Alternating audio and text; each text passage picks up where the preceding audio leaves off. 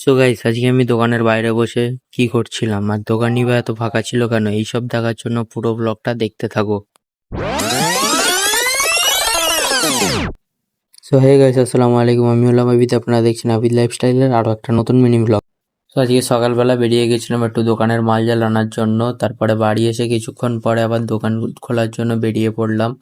দোকান খোলার জন্য বেরিয়ে দেখি রাস্তায় কেউ নেই, এখনো 3টে 4টে বেজে গেছে, তাও রাস্তা পুরো ফাঁকা। এত রোদ পড়ছে, সারাদিন এত গরম পড়ছে, কিছু বলার মতন না।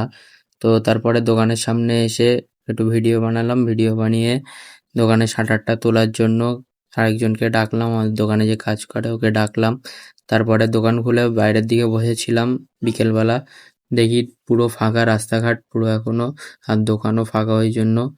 আর তারপরে সন্ধ্যা হয়ে গেল, সন্ধ্যাবেলা একটুখানি বসে টসে আবার কাস্টমার আসছে বলে কিছুক্ষণ বসেছিলাম। তারপরে আমার পাশে আমার মা এসে বসলো, বসে কিছু কথা বললাম। তারপরে বিক্রি বাট্টা হয়ে গেল দোকানের, দোকান বন্ধ করে আবার ঘরে এসে বসলাম।